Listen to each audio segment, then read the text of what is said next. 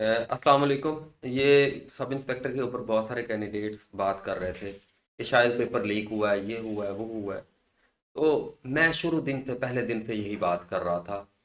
और मैं हमारा मकसद इदारे को ख़राब करना नहीं है और हम इसकी इस्लाह चाहते हैं, बस मकसद ये है।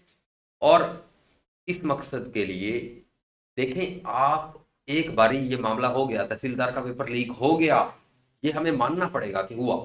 यानी कहीं सिस्टम में फ्लॉ मौजूद था और उस फ्लॉ को एक्सप्लॉइट किया गया कुछ काली भेड़ों के जरिए। जो भी इदारे के अंदर मौजूद थे, गंदे लोग थे, निकाल दिया होगा उन्हें, उनके खिलाफ कार्रवाई हुई होगी, जो कुछ भी हुआ होगा। अब मैं कह रहा हूं कि बीइंग ए कैंडिडेट, हम लोगों के जहनों में सवाल रहता है कि कहां से पेपर लीक हुआ था, किसने किया था, क्या उनको निकाला है कि नहीं निकाला, क्या हुआ है।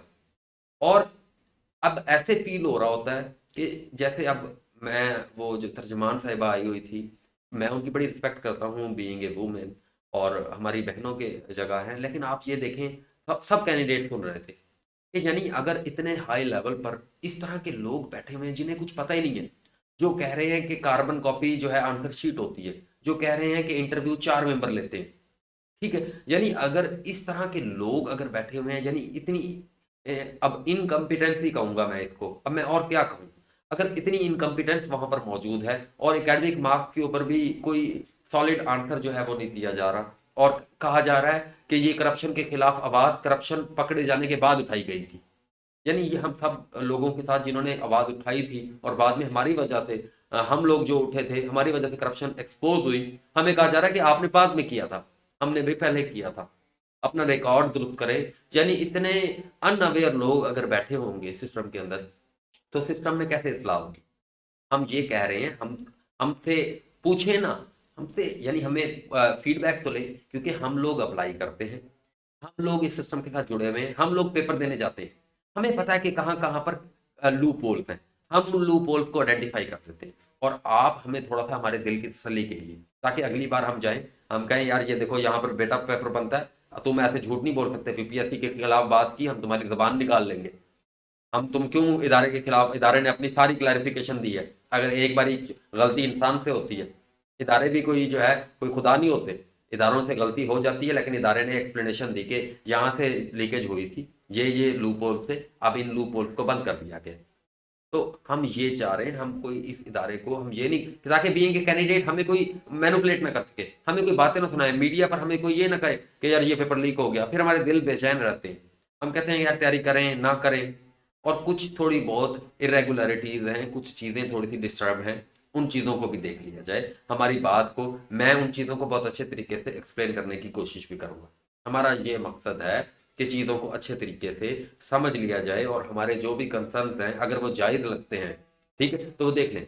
यानी अगर उन लोगों से फीडबैक लिया जाएगा जो इस पूरी करप्शन में इन्वॉल्व थे और जिन्होंने इस सिस्टम को मैनिपुलेट किया और इस सिस्टम को बर्बाद किया और पीपीएससी के ऊपर एक काला धब्बा लगाया, अगर उन लोगों से फीडबैक लेते रहेंगे तो सिस्टम में इस्लाह कैसे आएगी।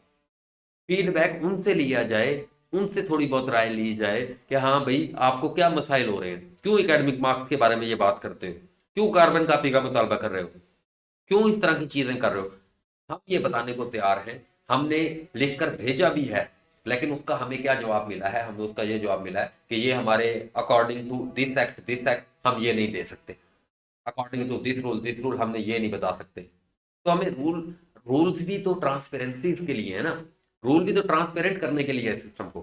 तो खुदारा आप इन चीज़ों को देखें, मैं इन चीज़ों के ऊपर मजीद अच्छे तरीके से वर्क करके सारे के भाई एनुअल सिस्टम में ये लोग हैं, प्लेसमेंट सिस्टम में ये लोग हैं, एकेडमिक मार्क्स हम इसलिए चाह रहे हैं, कार्बन कॉपी हम इसलिए चाह रहे हैं, इंटरव्यू के अंदर अगर कुछ इस्लाहात हम कह रहे हैं तो वो इसलिए कह रहे हैं क्योंकि हम इस सिस्टम से जब गुजरे हैं, हमने काफ़ी सारे इंटरव्यूज दिए हैं बहुत सारे कैंडिडेट्स ने, तो हमें फिर पता चला कि यार ये फ्लॉ है, यार ये चीजें हैं, यहाँ पर कैंडिडेट्स इफेक्ट होते हैं। और वो ये नहीं कि हम इफेक्ट हो रहे हैं, तो एक जर्नल कैंडिडेट जो है इफेक्ट होता है। यानी एक कैंडिडेट है, उसके अगर एकेडमिक मार्क्स 40 हैं और एक कैंडिडेट है जिसके एकेडमिक मार्क्स 28 हैं, तो वो बेचारा, अगर उसने 20 इंटरव्यू दिए हैं तो वो बेचारा 20 में नॉट रिकमेंड हो गया, और 40 वाले ने एक इंटरव्यू क्वालिफाई किया और उसमें वो सिलेक्ट हो गया। तो यानी अब वो बेचारा 20 इंटरव्यू के बाद भी जो है वो, हम ये कह रहे हैं कि ये डिस्पैरिटी खत्म होनी चाहिए, इक्वल अपॉर्चुनिटी मिलनी चाहिए टेस्ट और इंटरव्यू की बुनियाद पर। तो ये हमारे कुछ पॉइंट्स हैं, और भी हमारे पॉइंट्स हैं। इंशाल्लाह मैं इसको मज़ीद अच्छे तरीके से क्लियर करने की कोशिश करूँगा। Thank you.